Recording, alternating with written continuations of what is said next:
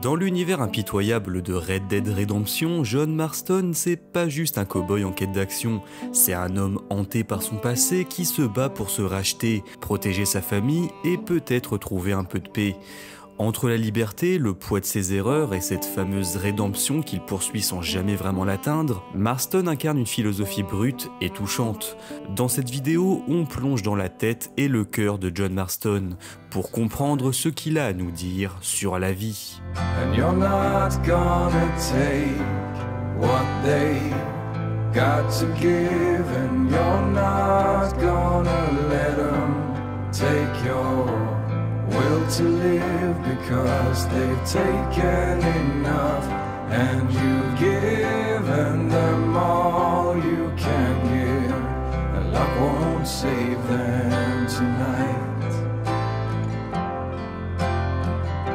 They've given you a reason to fight.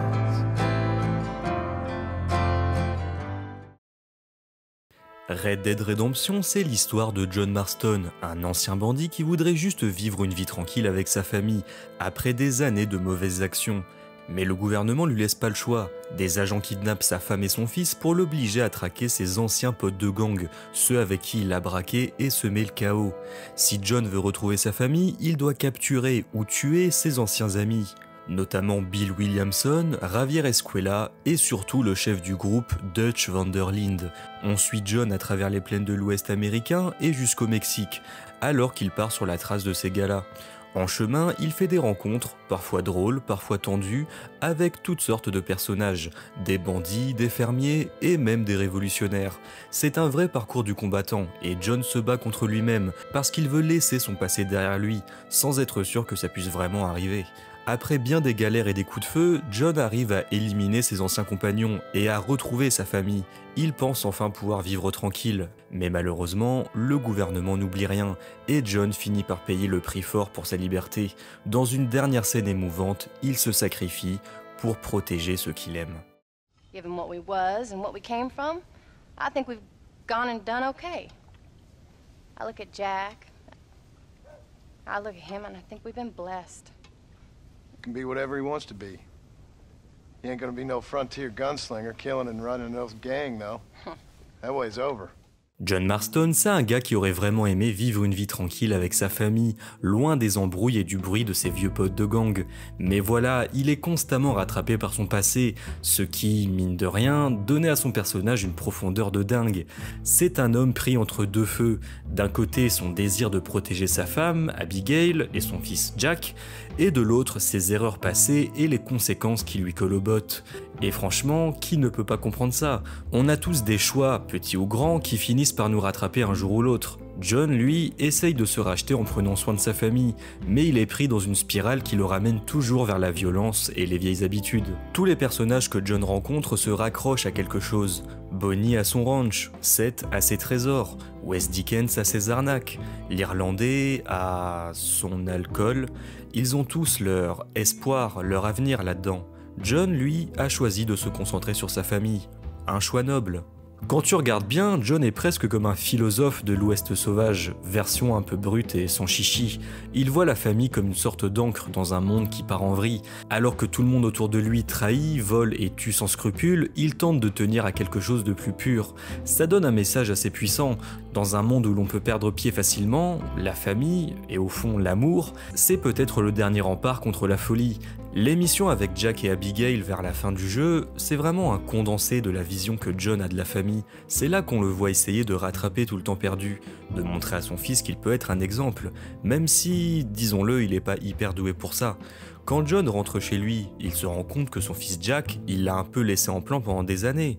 Jack, c'est un gamin qui a grandi sans trop comprendre le passé et les motivations de son père, et qui se cherche des modèles ailleurs, comme dans les bouquins d'aventure qu'il lit tout le temps. Ça met John dans une position bizarre. Il veut être un bon père, mais il sait bien que son passé de hors-la-loi, c'est pas exactement l'idéal pour montrer le droit chemin à un ado. John a aussi ce côté papa qui galère à éduquer son fils, et ça rend le personnage encore plus humain. Il veut éviter à Jack de faire les mêmes erreurs que lui, mais il sait que ce n'est pas si simple. Il se bat pour offrir une autre vie à son fils, une vie sans violence, sans crime, mais c'est comme s'il se battait contre lui-même. On sent qu'il sait qu'il est un peu paumé, mais il essaye quand même, et c'est là qu'il est touchant. Son histoire avec Jack, c'est une leçon sur le fait qu'on ne peut pas forcément tout effacer de notre passé, mais qu'on peut essayer de bâtir un futur différent. Dans l'émission où John essaye de passer du temps avec Jack, il fait des efforts pour lui apprendre les bases, comment chasser, comment être responsable, ce genre de trucs.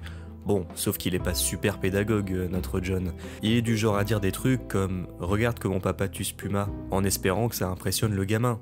Et Jack, lui, il est pas hyper impressionné, il le trouve un peu rustre, pour être honnête.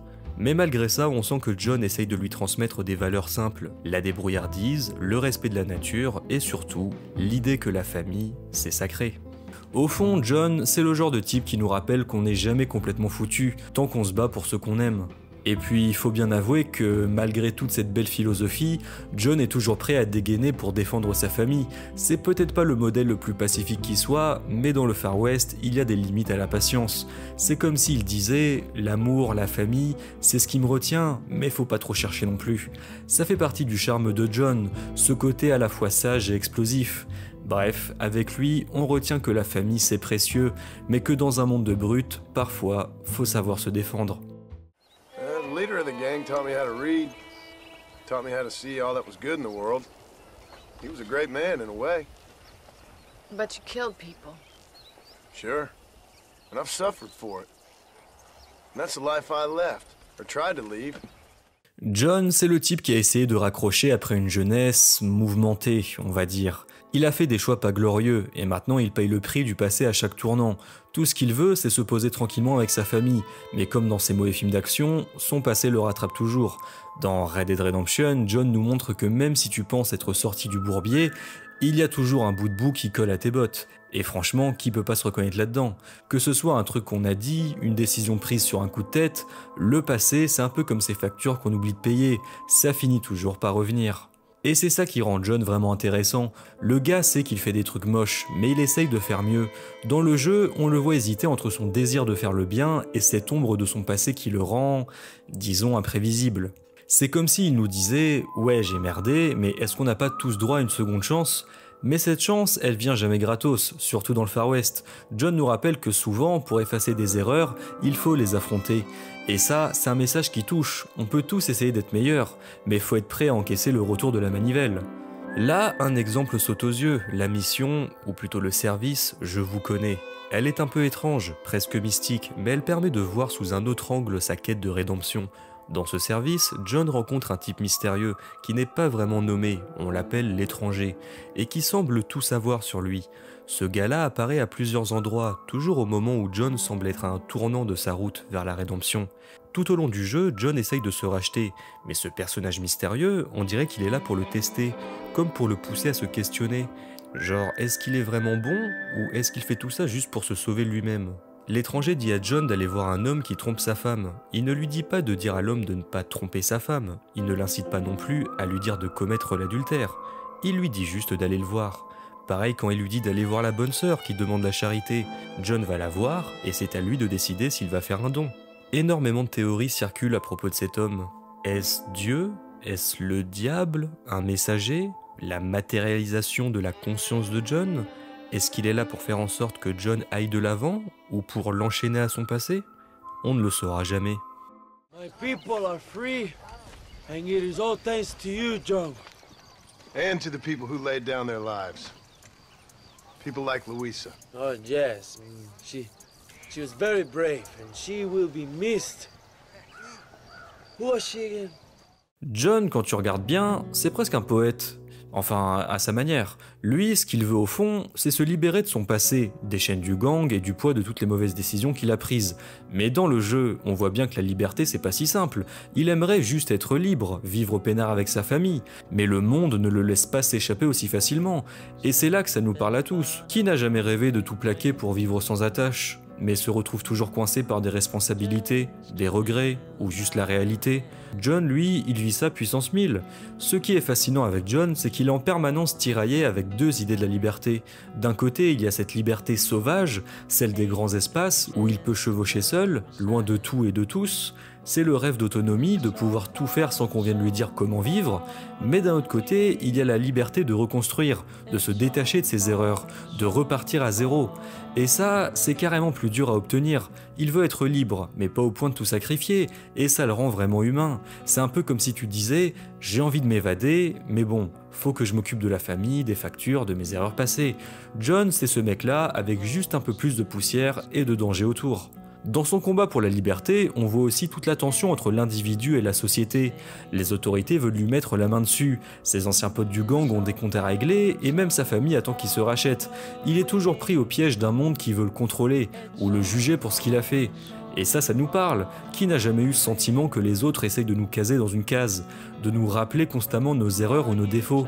John Marston, lui, nous dit qu'on peut lutter contre ça, mais que c'est jamais simple. La vraie liberté, elle demande de la force et un bon paquet de patience. Je me permets de m'arrêter sur un exemple sous nos yeux pendant une longue période du jeu, la Révolution mexicaine. Je pense que ce que John a vécu pendant cette phase de son voyage a marqué son esprit et son opinion vis-à-vis de la liberté. Je m'explique. D'abord, posons un rapide résumé de l'aventure au Mexique. Quand John arrive là-bas, il se retrouve pris dans une guerre civile entre le gouvernement et les rebelles. D'un côté, t'as Allende, un tyran pourri jusqu'à l'os qui s'accroche à son pouvoir avec la subtilité d'un taureau dans un magasin de porcelaine. De l'autre, Reyes, le chef rebelle, qui vend du rêve sur la liberté pour le peuple, mais qui a aussi un petit côté intéressé et manipulateur. John, lui, il s'en fiche de leur guerre. Tout ce qu'il veut, c'est qu'on l'aide à retrouver Bill et Ravière pour pouvoir sauver sa famille. Alors il joue le jeu, il bosse pour les deux camps, mais sans croire une seconde à leurs idéaux. Ce qui est fort, c'est qu'à force de traîner avec eux, John voit que cette liberté pour laquelle ils se battent, elle est bourrée d'hypocrisie. Allende ne pense qu'à garder sa place, et Reyes, même s'il crie « liberté », on se doute qu'il rêve surtout d'être le prochain à se la couler douce au sommet. Et John commence à se dire, si eux, avec tout leur beau discours et leur révolution, ils n'arrivent même pas à être honnêtes avec eux-mêmes, c'est quoi la liberté au fond ? Et c'est pour ça que pour John, la liberté c'est pas un truc spectaculaire, c'est pas un grand mouvement de révolte ou un idéal flamboyant. Lui, il la voit comme quelque chose de simple, donc juste une vie loin des conflits, avec sa famille, où il pourrait cultiver son petit bout de terre sans qu'on vienne lui rappeler son passé. C'est une liberté super humble, mais plus réelle, parce que pour lui, la vraie liberté, elle se trouve pas dans un discours ou une révolution, elle se gagne en vivant selon ses propres valeurs, sans que personne vienne te dire qui tu dois être. Du coup, tout ce passage au Mexique, ça le conforte dans l'idée que se battre pour des grandes causes, c'est souvent une illusion. Tous les grands discours de Dutch, c'était du flan. Il le savait déjà, mais là, il le voit vraiment. Tout le monde parle, mais très peu agissent.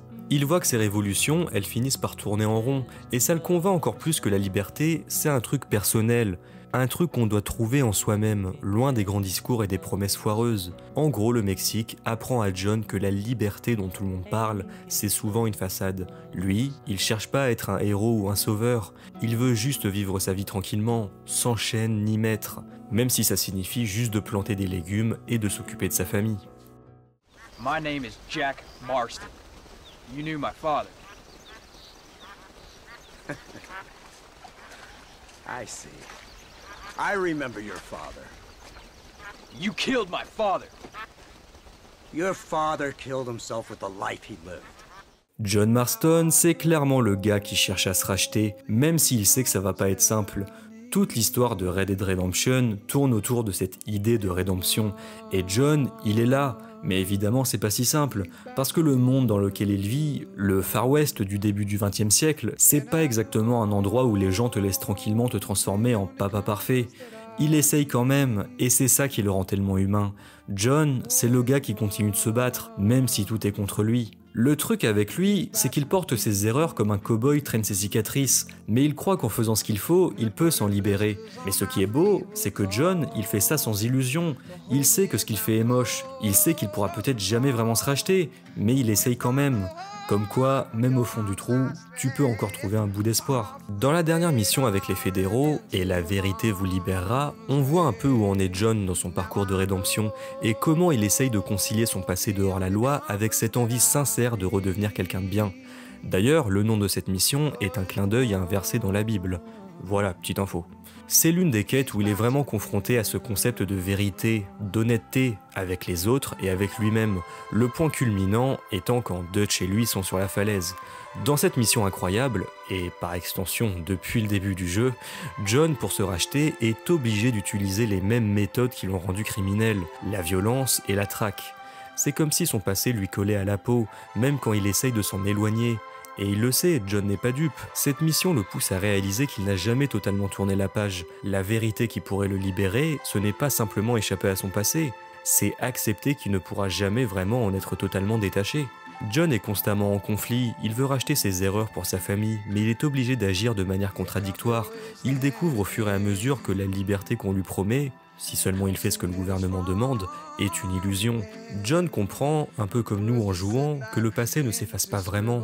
Et ça, c'est une vérité qui le ronge, mais qui en même temps le force à rester fidèle à ses valeurs personnelles, même dans ses erreurs. Bref, cette mission montre bien que sa quête de rédemption, c'est pas un simple effacer et recommencer, c'est plutôt un combat pour trouver un équilibre entre qui il a été et qui il veut devenir. La vérité qui pourrait le libérer, finalement, c'est peut-être juste d'accepter qu'il ne pourra jamais être entièrement bon ou mauvais, mais qu'il peut essayer d'être un père, un mari, malgré ce passé.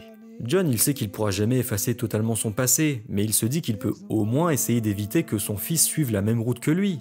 En fait, c'est comme s'il disait « Ok, j'ai fait des erreurs, mais je vais tout faire pour que ma famille n'en paye pas le prix ». C'est une rédemption très humaine, presque touchante, parce qu'au fond, on fait tous des erreurs, mais si on peut les utiliser pour faire quelque chose de bien, on a déjà un pied vers la rédemption, non ? Pour conclure, ce que John Marston nous enseigne, c'est que la rédemption, c'est pas un truc qu'on obtient d'un coup. C'est un chemin, une série de petits gestes, d'efforts, de sacrifices même. Il finit par accepter que peut-être il ne pourra jamais se racheter complètement, mais il avance quand même pour ce qu'il aime. Et c'est là que son personnage prend toute sa force. John, il nous montre que la rédemption, c'est pas une question de succès ou d'échec, c'est une question de volonté et de courage. On peut pas toujours effacer le passé, mais on peut toujours essayer de faire un peu mieux, de laisser quelque chose de bon derrière nous. Et ça, c'est peut-être la vraie rédemption. That's a paradox, John. You see, when I'm gone, they'll just find another monster. They have to. Because they have to justify their wages. That's their business. John, c'est un peu le champion du fatalisme. Ce gars-là, il avance avec cette idée ancrée en lui que peu importe ce qu'il fera, il finira toujours par payer ses erreurs. Il tente de faire mieux, de raccrocher la vie de bandit, mais dans son regard fatigué, on sent qu'il sait qu'il n'échappera pas aux conséquences de son passé. Il est conscient que tout ça, ses efforts pour devenir un homme meilleur, c'est peut-être en vain. Et en même temps, il continue. Comme s'il nous disait que parfois, même quand on sait qu'on fonce droit dans le mur, il faut quand même essayer d'arranger un peu les choses avant l'impact. Ce fatalisme vu par le prisme de John, c'est pas juste le destin est écrit. Non, il sait que ses choix le ramènent toujours vers la violence, que ce soit à cause des autorités qui le traquent, de ses anciens amis qui veulent se venger, ou même de sa propre nature. C'est comme s'il n'arrivait jamais vraiment à s'éloigner de ce qu'il a été. Peu importe à quel point il essaye de se racheter, mais plutôt que de se lamenter, il l'accepte et il continue de jouer sa dernière carte. Ça nous parle parce qu'on a tous cette petite part en nous qui se dit que certaines choses sont écrites d'avance, que parfois nos erreurs sont comme des boomerangs qu'on peut pas éviter. John, il nous montre que même en sachant ça, ça vaut le coup de faire de son mieux. Ce qui est fou, c'est que malgré ce côté résigné, il reste un type qui avance coûte que coûte. Il sait qu'il finira peut-être mal, mais il s'accroche à l'idée de laisser quelque chose de meilleur à son fils, comme si c'était sa façon de défier le destin. C'est ce paradoxe entre fatalisme et espoir qui rend son personnage aussi captivant. Il nous dit en gros, ouais, la vie est peut-être une route toute tracée, mais ça m'empêchera pas de tenter de prendre quelques virages pour voir si ça peut changer quelque chose. John, c'est ce mec qui te donne envie de te battre pour ce que t'aimes, même si tu sais que la fin est écrite, parce qu'au fond l'important, c'est pas que l'issue change, mais que t'aies essayé. Ouais, John c'est un fataliste, mais avec un brin de rébellion. Sa vie c'est une course contre la montre, une fuite impossible, et il le sait mieux que personne, mais il avance, même s'il n'y croit qu'à moitié. Il faut pas être dans la résignation totale, mais plutôt dans une forme d'acceptation qui nous laisse encore un peu de marge pour choisir notre manière de faire face. Et ça, dans un monde comme le sien, c'est presque une forme de victoire. Bon, là, il faut évidemment parler de la dernière mission, le dernier ennemi à abattre. Ici, John, qui a traqué ses anciens compagnons, qui vit heureux avec sa famille, est trahi par le gouvernement, qui vient tuer le dernier membre de la bande de Dutch. À leur tête, Edgar Ross, qui représente non seulement un adversaire personnel, mais aussi tout ce qui le fait revenir à son passé violent. En l'affrontant, John réalise qu'il ne peut pas vraiment échapper à ses actions passées. Même s'il essaye de mener une vie plus tranquille et de protéger sa famille, le passé le rattrape toujours. En gros, cette mission montre que même si John lutte pour une vie meilleure, il se rend compte que certaines choses sont au-delà de son contrôle. Il est pris dans un cycle de violence et de vengeance, ce qui illustre bien le fatalisme. Malgré ses efforts pour changer, il semble être coincé dans un destin qui lui échappe. C'est triste. Ce qui est intéressant, c'est à la fin, quand John est dans la grange et qu'il fait face à la réalité de ses choix, il comprend que même s'il souhaite un avenir meilleur, il ne peut pas toujours fuir ses conséquences. Ça le pousse à réfléchir sur le sens de ses actions et sur ce que ça signifie vraiment d'être libre. Est-ce qu'il est vraiment libre s'il ne peut pas échapper à son passé ? En gros, cette mission nous pousse à penser que même si on a des rêves et des espoirs, parfois, la vie nous ramène à notre réalité. Et c'est ça, la beauté tragique de la philosophie de John, le combat contre le destin, même quand on sait qu'on pourrait perdre. C'est une réflexion profonde sur la vie, et c'est ce qui rend Red Dead Redemption si marquant. Tu ressens vraiment cette lutte intérieure de John, et ça résonne avec pas mal d'entre nous. Non ?